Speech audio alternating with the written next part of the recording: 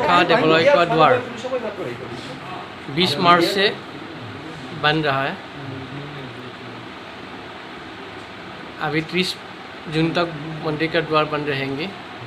इस समय हम लोग का एक मेला होते हैं, हर साल में एक मेला होते हैं, अम्बुबासी मेला। इस बार को 22 जून को ये अम्बुबासी मेला प्रवृत्ति होगी।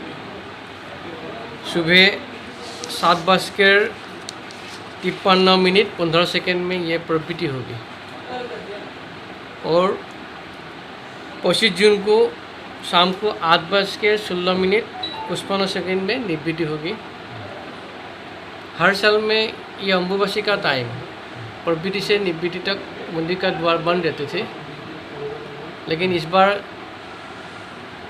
20 मार्च से अभी तक 30 जून को जब मंदिर बंद रहेंगे तो इस समय मंदिर के लिए कोई व्यवस्था नहीं रहेंगी अम्बुबासी मेला में।